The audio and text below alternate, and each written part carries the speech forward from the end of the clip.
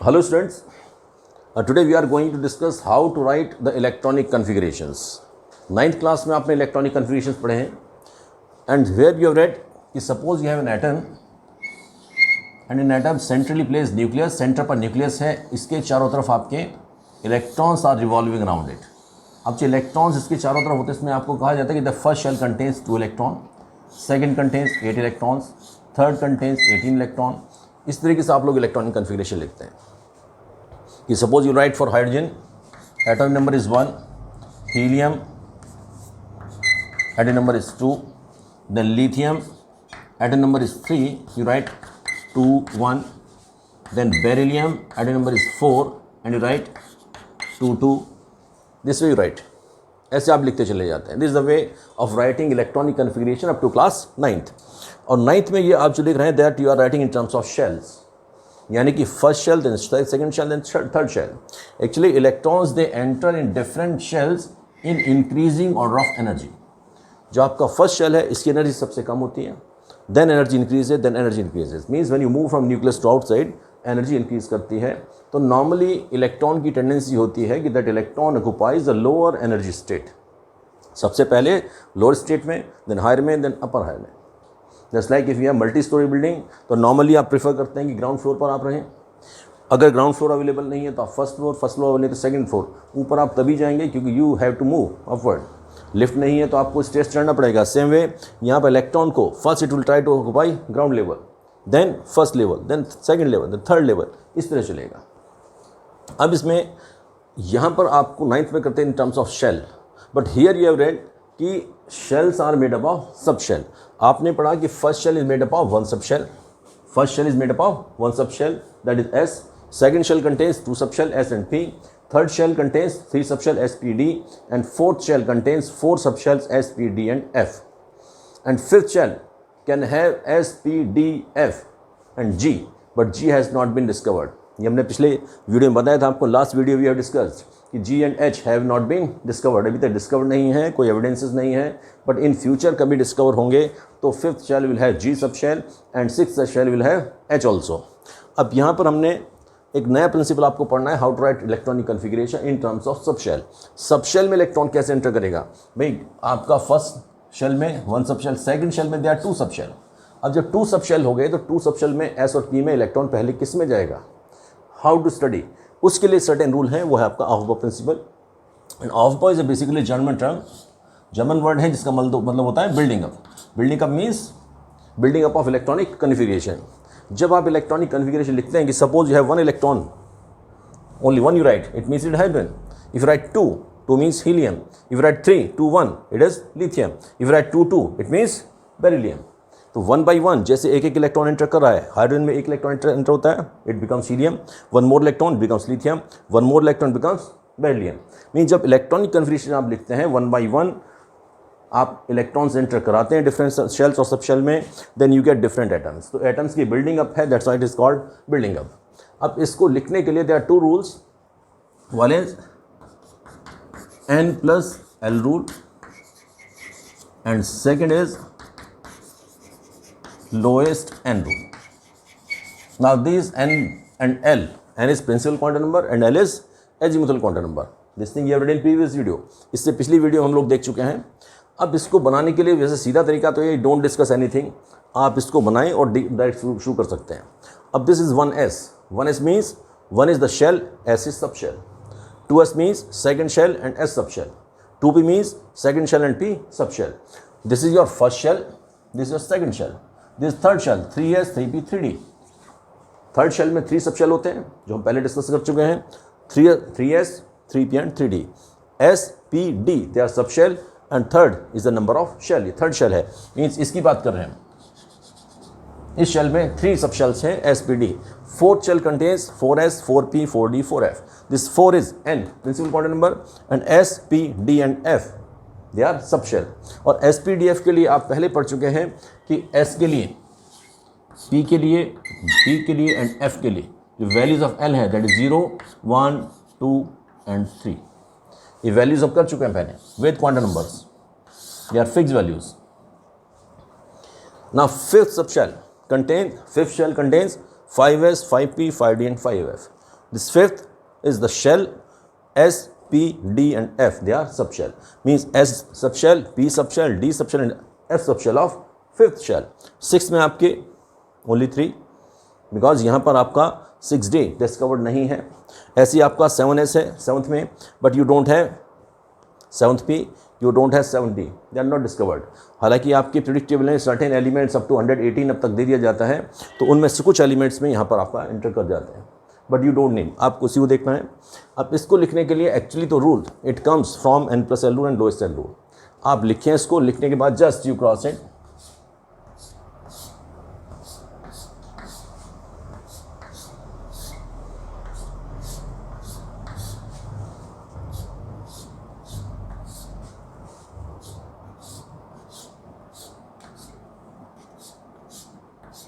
इस सीक्वेंस को फॉलो करें.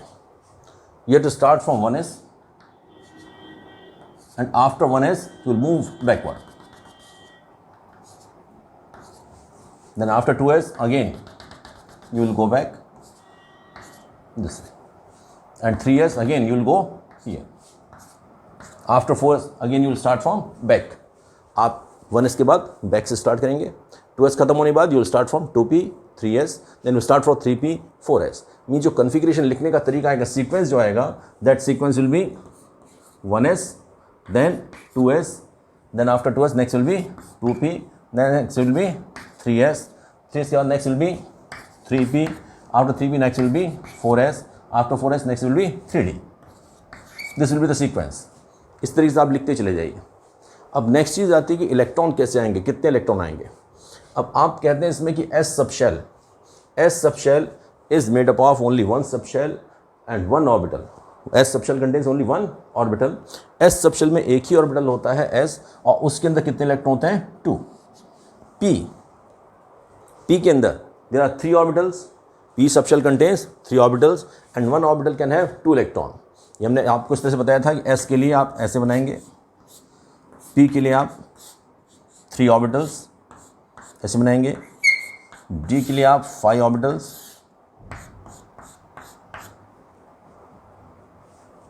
5 orbitals बनाएंगे, और F के लिए 7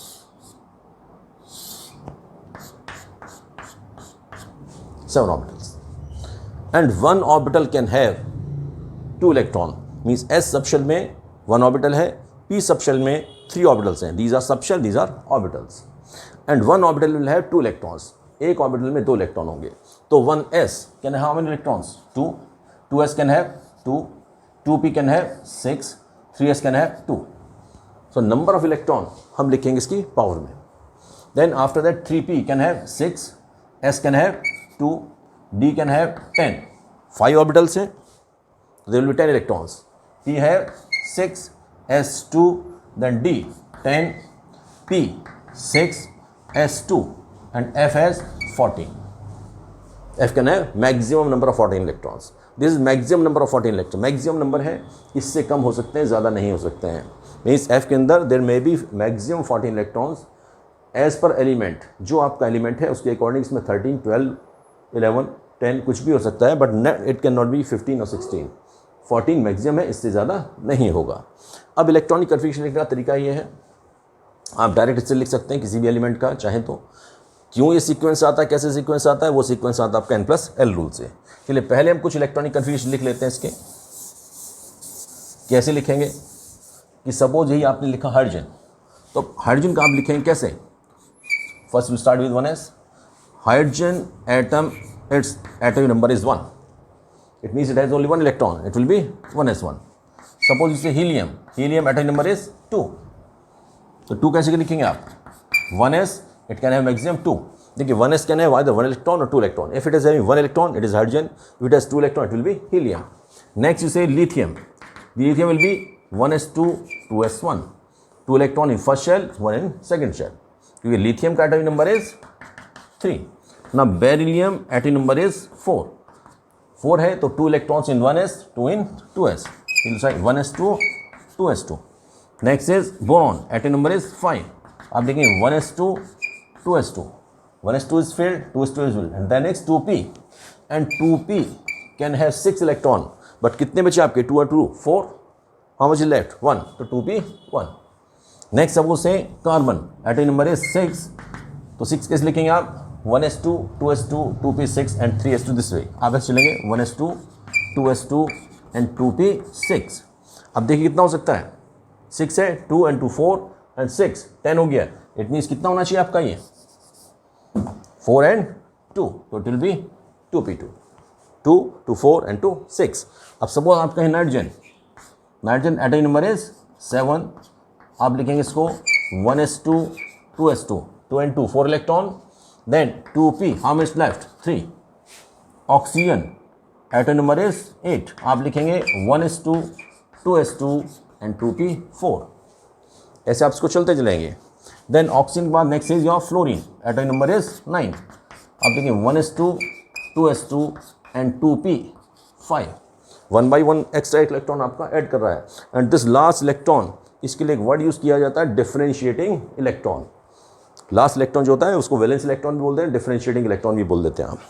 देखिए इसमें आपका हाइड्रोजन में 1 इलेक्ट्रॉन, हीलियम में 1s2. तो इसमें डिफरेंस क्या है आपका, एक इलेक्ट्रॉन का है. That electron is called differentiating electron. अब फ्लोरीन के बाद नेक्स्ट आप जाएंगे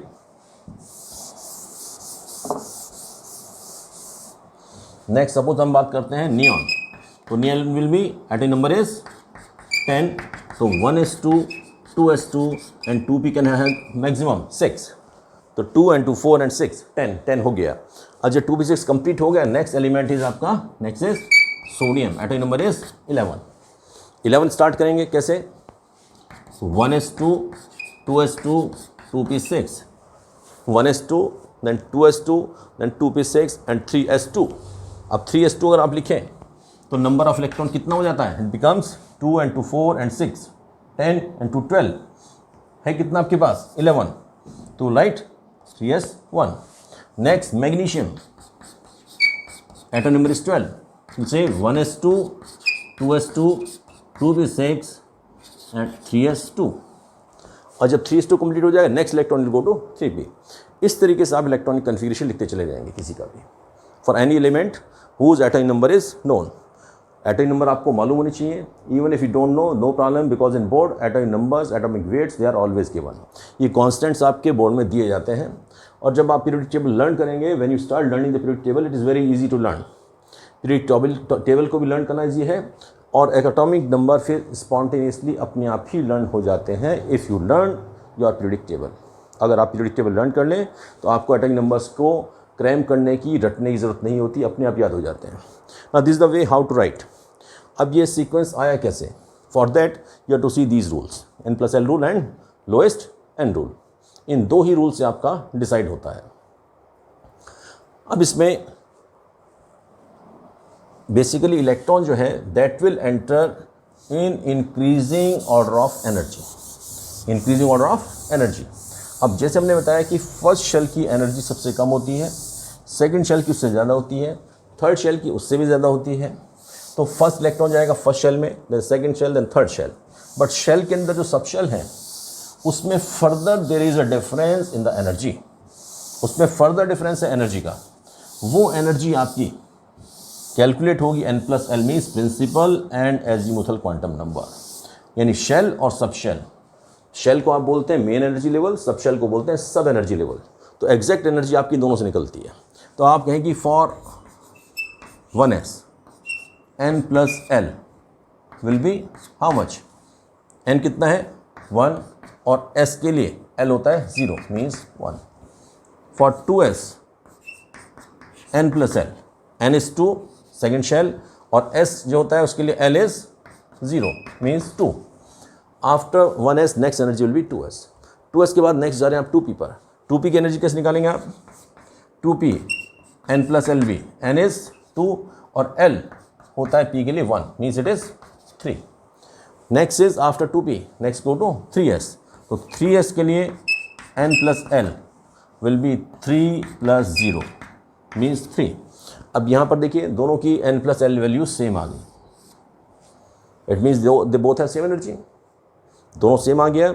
इस केस में सेकंड रूल लगता है lowest n rule. Lowest n rule means इसमें आपका n है 2, इसमें n है 3. Means electron will enter in that sub shell for which value of n is lower, जिसके लिए n की वैल्यू कम होगी पहले इलेक्ट्रॉन उसमें जाएगा, पहले 2p जाएगा देन 3s में जाएगा. It is second shell, it is third shell. After third 3s next is 3p. अब देखिए आप 3p तो n plus l will be 3 plus 1 means 4. Then after 3p next is 4s and 4s के लिए n plus l is 4 plus 0 4. Again they are same, n plus l same. In that case you will see n lowest n किसका कम है 3, here is 4. तो पहले 3p then 4s. अब 4s के बाद next electron goes to 3d. अब यहाँ देखिए एक और प्रॉब्लम आता है. अब अगर आप बात करें इसकी 3d means it is third shell. पहले फोर्थ शेल भर चुका है आपका. We started 1s first shell, 2s second shell s sub shell, 2p second shell and p sub shell, 3s third shell s sub shell, 3p third shell p sub shell, 4s means fourth shell s sub shell, 3d means third shell and d sub shell. यानी कि पहले fourth shell भर चुका है तब third में आया. यानी कि अगर आप इसको बनाएं, इसका मतलब क्या है, एक जस्ट अपोजिट डिफरेंट सी चीज़ है. First shell then second shell then third shell and fourth shell. First shell के अंदर it will have 1s only, second shell will have 2s and 2p, third shell will have 3s 3p and 3d and fourth shell will have 4s 4p and 4d and 4f. अब देखें आप ये पहले electron किस में गया, fourth shell में, that is going to third shell. पहले इलेक्ट्रॉन फोर्थ शेल में आ चुका है 4s में and then it is going to 3d.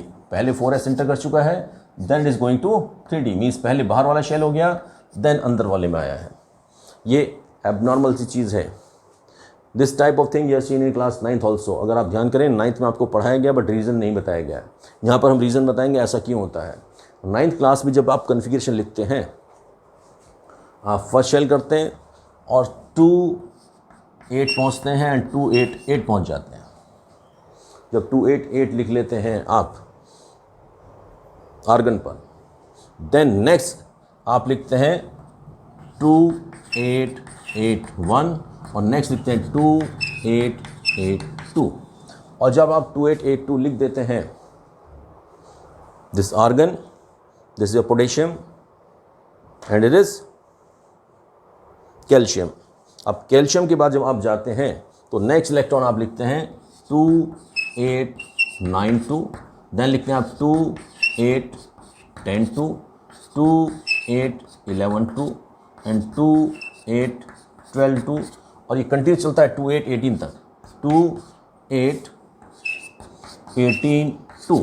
और जब थर्ड शेल में 18 कंप्लीट हो जाता है तब आप इस पे शुरू करते हैं दोबारा से कि 2 8 18 3. ये सीक्वेंस चलता है. आप 9th क्लास का बुक उठाकर देखेंगे, यही सेम सीक्वेंस आपका इलेक्ट्रॉनिक कन्फिगरेशन का लिखा मिलेगा. यहाँ पर सेम चीज़ है. व्हाट हैज़ हैपेंड, देखिए कि 2 8 8 1 2 8 8 2. थर्ड शेल में 8 हो गया, तब आपका फोर्थ शेल स्टार्ट हुआ 2, और फोर्थ शेल में 2 होने के बाद then again start with third shell में 9 हुआ और 9 10 11 12 ऐसे चलता है अप टू 18. यानी पहले फोर्थ शेल भर चुका है 2 इलेक्ट्रॉन्स के साथ और देन आप फिर दोबारा से थर्ड पे आ जाते हैं. यही चीज़ सेम चीज़ यहाँ पर होती है कि फोर्थ शेल में 2 आ जाएंगे जब electron, 1s 2s 2p 3s 3p 4s. जब 4s में 2 हो चुका है then again it starts with 3d और 3d में 3d 10 तक आपका जाएगा एंड देन 3d 10 होने के बाद then again start with 4p. ये सेम चीज़ आएगी इलेक्ट्रॉनिक कन्फिगरेशन निकल करके. अब क्यों लिखते हैं आप 3d के लिए कि n plus l for 3d will be 3 और d के लिए l इज 2 इज 5. अब देखें आप इस पर कि 4s फोर्थ शेल है but energy will be less than 3d. तो यहाँ पर ये क्वेश्चन रीजनिंग क्वेश्चन कई बार पूछा गया है. So many time it has been asked कि why it happens that first electron goes to 4s and then goes to 3d because energy of 4s is less than 3d. 3d से पहले आप 4s आ जाता है because of n plus l rule. Same thing will be there in 5s and 4d. अब देखें आप 5s and 4d में भी सेम चीज़ आएगा. 5s n plus l will be 5 plus 0 means 5 and after 5s it goes to 4d means पहले fifth shell हो गया है then electron goes to 4d. 4d के लिए n plus l will be 4 plus 2 means 6. 4d की energy ज़्यादा है 5s से. Same way you will see here 6s के बाद 4f जाता है. ठीक है, 6s means 6th shell, 4f means 4th shell. ये और एब्नॉर्मल केस है.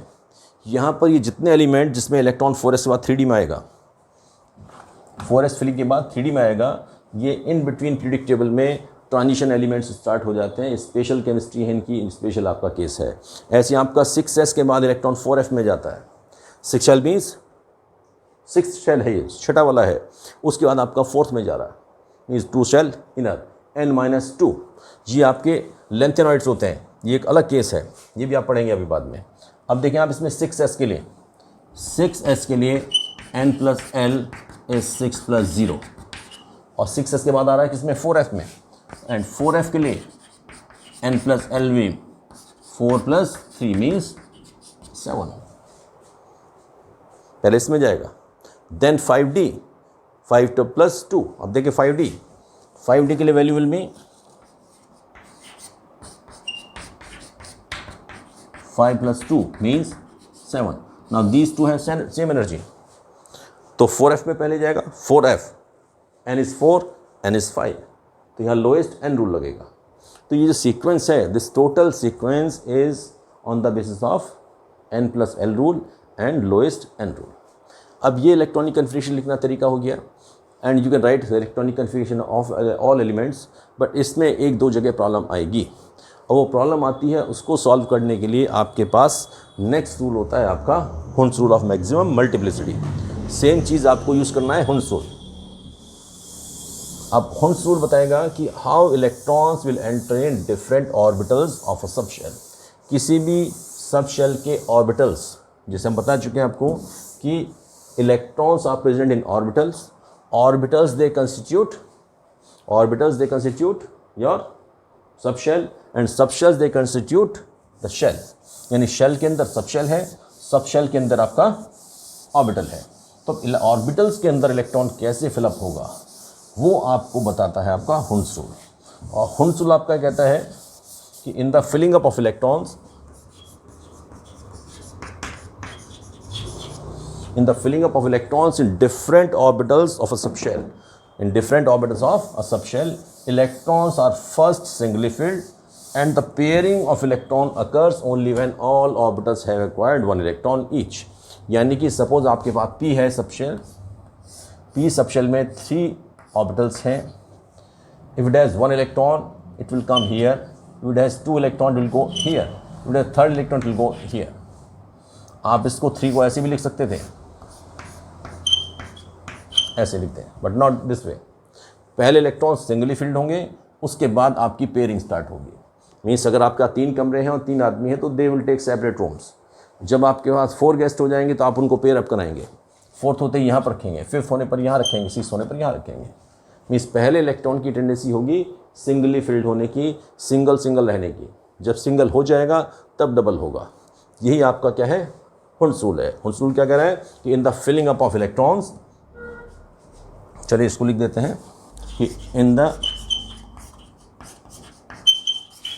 Filling up of electrons in different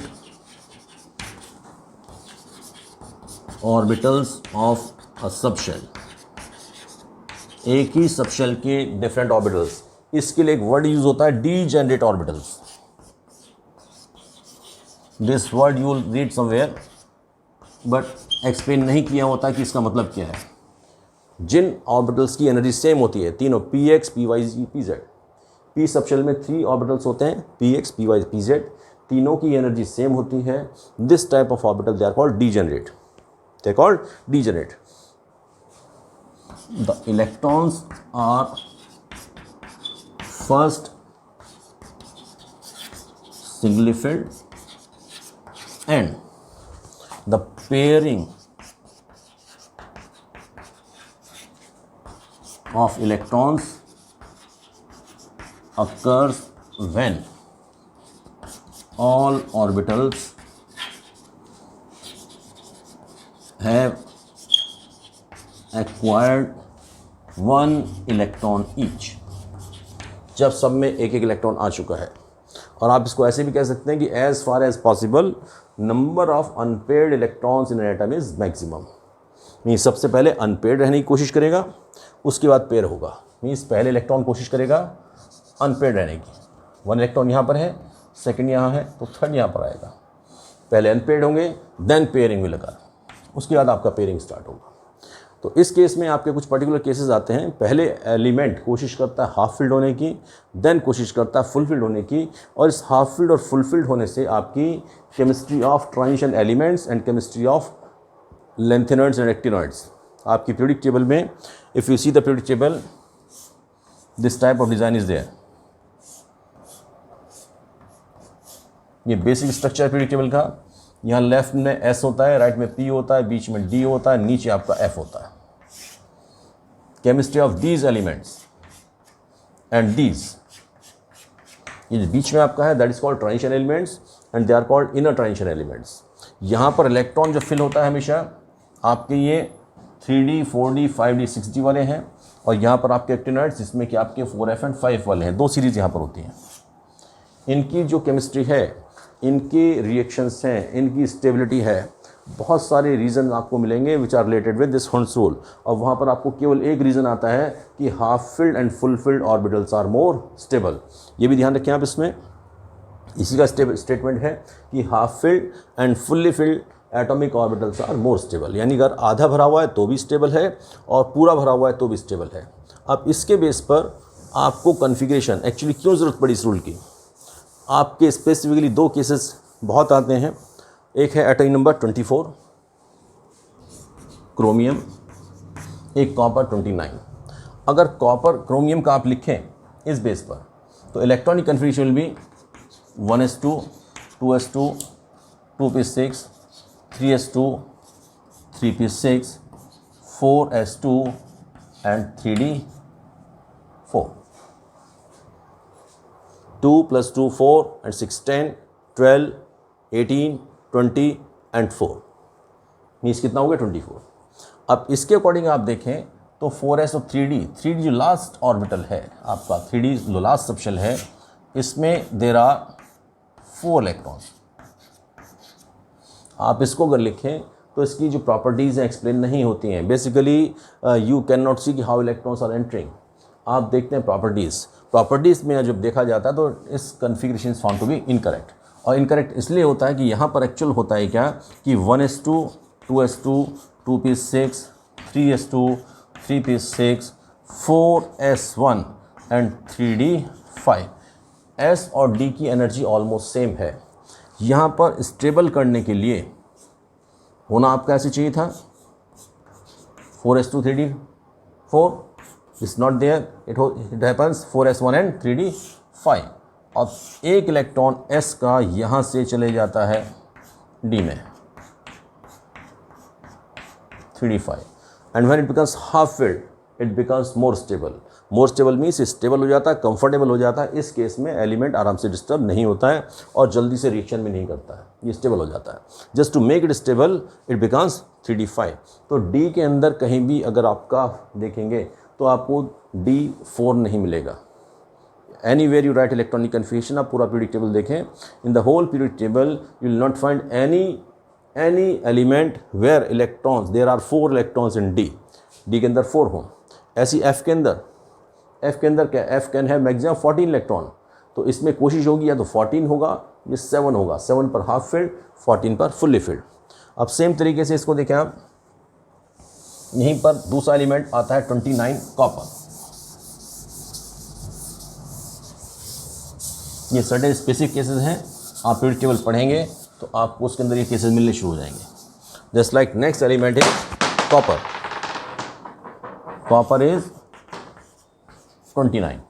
इसको लिखते हैं 1s2 2s2 2p6 3s2 3p6 4s2 and 3d9।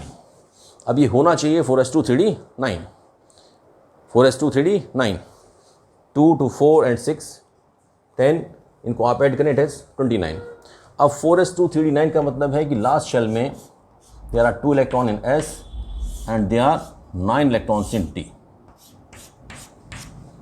So 1 2 3 4 5 6 7 8 9 this way. But this configuration again it is wrong. It becomes 4s1 and 3d10. 4s1 means 1 electron in s and d के अंदर there are 10 electrons.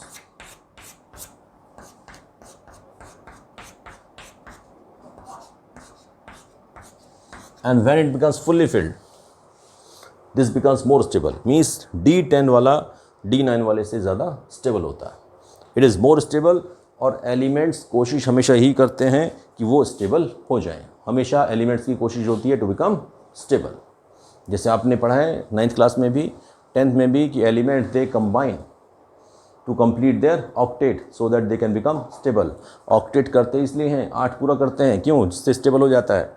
जैसे आपने देखा है कि helium is 1s2. Neon आप लिखेंगे, अभी आपने लिखा था atomic number is 10. 1s2 2s2 2p6. 2p6 means it is fully filled.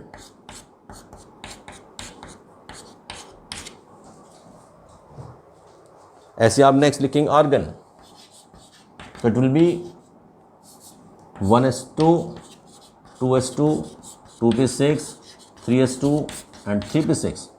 3s2 and 3p6.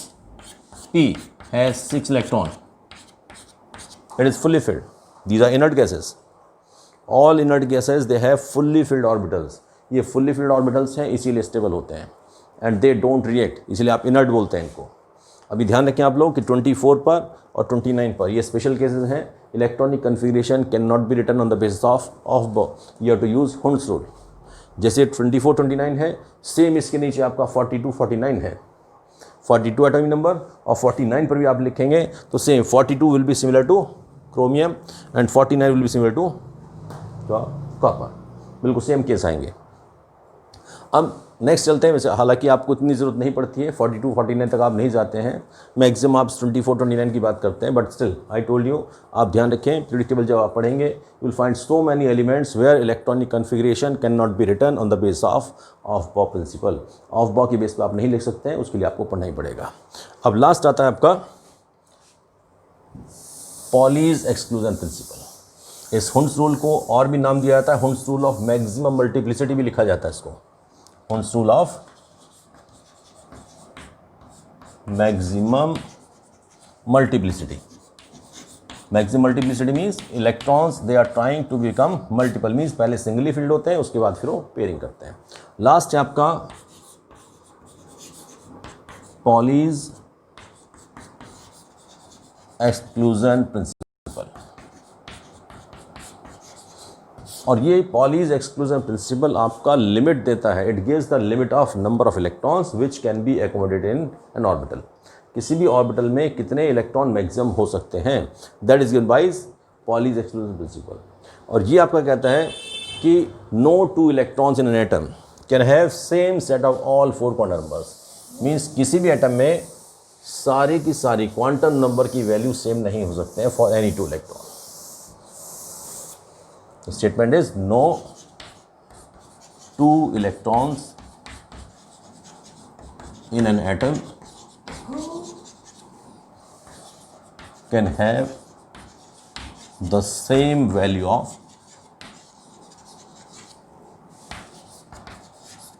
all 4 quantum numbers. Means all 4 quantum numbers cannot be same.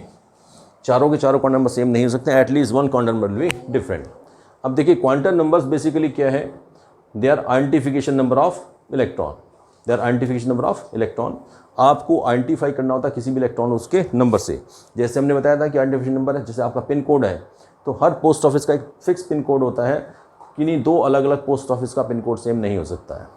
Same way electron के लिए भी चारों क्वांटम नंबर सेम नहीं हो सकती है. Means suppose हम कहें कि किसी भी एटम में 2 इलेक्ट्रॉन्स के लिए n सेम है, mean they are residing in same shell. If they are L is same, they are residing in same subshell. If they have same M, principal quantum number same है, azimuthal same है और magnetic भी same हो गया. It means same shell, same subshell and same orbital. अब orbital भी same हो गया तो S cannot be same क्योंकि एक ही जगह पर एक ही जैसे दो इलेक्ट्रॉन नहीं रह सकते हैं, because electrons are negative charge, दोनों का स्पिन सेम होगा, नहीं रह सकेंगे, रिपेल करेंगे, सिस्टम अनस्टेबल हो जाएगा। तो one electron will B plus half and another will be minus half. ये हमने डिस्कस किया था पहले भी, इलेक्ट्रॉन के दो तरह के स्पिन होते हैं, one is anti clockwise, one is clockwise. ऐसे एंटी क्लॉकवाइज और क्लॉकवाइज में थंब की डायरेक्शन में इसका फोर्स होगा। तो if it is this way, force attraction here this way, तो they will attract each other. दो इलेक्ट्रॉन एक साथ रह ही तब सकते हैं जब इनके स्पिन अपोजिट होते हैं। अगर आप एक ऑर्बिटल में दो इलेक्ट्रॉन दें तो one will be plus half, one will be minus half, but third can not be placed. अगर आप थर्ड रखेंगे तो या तो ये क्लॉकवाइज होगा या एंटी क्लॉकवाइज, दो ही मोशन हो सकते हैं, स्पिन दो ही टाइप के हो सकते हैं, वन में भी क्लॉकवाइज, वन में भी एंटी क्लॉक। अगर ये क्लॉकवाइज हो गया इसको रिपेल करेगा, एंटी क्लॉकवाइज हो गया इसको रिपेल करेगा, तो it can not have more than two, maximum number of electron will be two. दो ही इलेक्ट्रॉन हो सकते हैं, दो से ज़्यादा नहीं होंगे। ये that is Pauli's exclusion principal. अब इनके ऊपर ऑफ प्रिंसिपल पे ऊपर, होन्स रूल के ऊपर या आपके पॉलीज एक्सक्लूजन प्रिंसिपल के ऊपर बहुत छोटे छोटे क्वेश्चंस कॉम्पिटिटिव एग्जाम में कई बार आते हैं और बच्चे नॉर्मली इसको गलत करते हैं। जस्ट लाइक कई बार कह देते हैं कि सपोज कि how many electrons can be accommodated in 4f atomic orbital. अब जैसे हम 4f कहते हैं तो f का मतलब बच्चे मानते हैं क्या, 14। f can have 14 electrons, but 4f means it is subshell, f is subshell. f subshell होता है और f सबशेल में कितने होते हैं, 7 orbitals. It has 7 orbitals and 7 orbitals they can have in total 14 electrons, 1 2 3 4 5 6 and 7 ऐसे होगा पहले unfilled, singly filled, then they will be pairing. So maximum number of electron is 14 in, this is the subshell, it is not orbital. Orbital is this much, orbital is this much, ये एक orbital है। orbital के अंदर maximum क्या हो सकते हैं, 2 electron. Suppose हम कहेंगे 3D, तो 3D जैसे ही आपके दिमाग में आता है तो डी में आप इमीडिएटली कहते हैं कि डी मीन्स 10 इलेक्ट्रॉन्स। नॉर्मल आपने पढ़ा है कि s can have 2 electrons, p can have 6 electron, d can have 10 electrons and f can have 14 electron. But these are subshell, these are not orbitals. जब ऑर्बिटल पर आते हैं तो any orbital that may be s, p, d और f, it can have maximum how many, 2 electrons, दो से ज़्यादा नहीं हो सकता है। वन थिंग, सपोज ऐसे कि अब 3D ऑर्बिटल है, 3D atomic orbital, then it can accommodate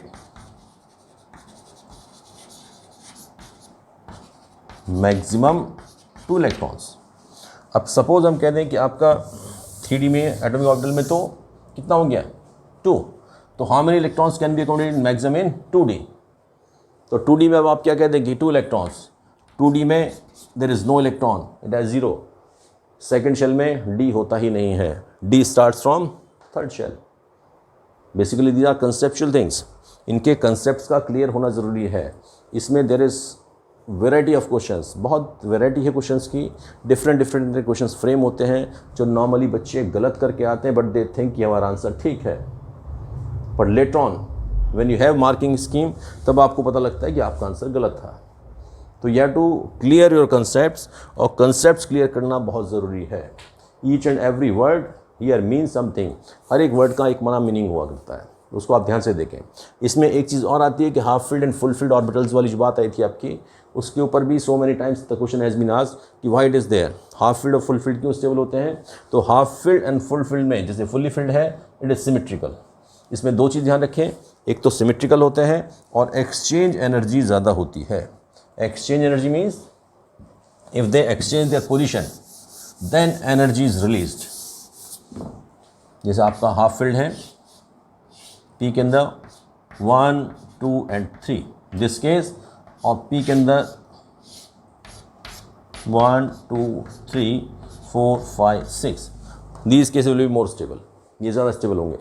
इनकी स्टेबिलिटी से there will be so many properties unpredictable also, बहुत सारी प्रिडिक्ट प्रॉपर्टीज़, एबनॉर्मल वैल्यूज़ मिलेंगी आपको, जैसे आयनेशन पोटेंशियल, नाइट्रोजन, ऑक्सीजन, वो एक्सप्लेन होगा आपका हाफ फील्ड फुल फील्ड से। इनर्ट गैसेस की property they will be explain by this fully field. तो आप ध्यान रखें कि हाफ फील्ड और फुल फील्ड वाले ज़्यादा स्टेबल होते हैं, they are more stable. Stable क्यों होता है? इनकी आपस में पहली चीज़ सिमेट्रिकल है। देखिए अगर ये इस तरीके से होता, it is not symmetrical, symmetrical नहीं है, ये सिमेट्रिकल है। This also symmetrical. Second thing, इनकी एक्सचेंज एनर्जी हाई होती है। Energy exchange energy means these electron they keep on changing their position,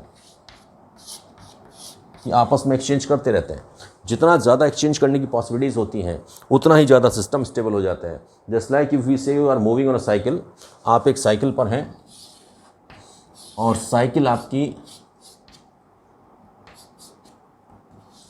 आप यहाँ बैठे हैं, स्टैंडिंग पोजीशन में है, इट इज़ नॉट स्टेबल, आप गिर जाएंगे immediately. But if you keep on changing the position, आप इसको मूव करें और ये चलाना शुरू करें, आप नहीं गिरते हैं, स्टेबल हो जाती है, because the position keep on changing. जितना ज़्यादा पोजीशन चेंज होती है उतना ज़्यादा स्टेबल हो जाती है। Same way if they can exchange there positions, they can exchange there orbitals, आपस में एक्सचेंज करके दे बिकम स्टेबल। ये बहुत छोटे छोटे कंसेप्ट हैं, इनको ध्यान से समझें और समझने के बाद आप इसको स्टडी करें। This chapter will definitely give you so many benefits in future. बहुत फ्यूचर में आपका ये बेस है केमिस्ट्री का, इसको यहाँ से समझ कर चलेंगे तो आपको पीरियोडिक टेबल प्रॉब्लम नहीं है, then you don't have any problem in chemical bonding. और chemical bonding, periodic table, these chapters they are never explained anywhere. इनका आपको केवल रटने के लिए आपको दे दिया जाता है कि बोर स्टैटिक मॉडल रट लीजिए, रदरफोर्ड स्टैटिक मॉडल रट लीजिए, बट उनके पीछे क्या साइंस है, क्या बेस है, वो एक्सप्लेन नहीं किया जाता है। But you see the base, you try to understand, definitely you will be benefit. Thank you, God bless you। अगर ये वीडियो आपको ठीक लगा हो तो उसको लाइक शेयर सब्सक्राइब जरूर करें।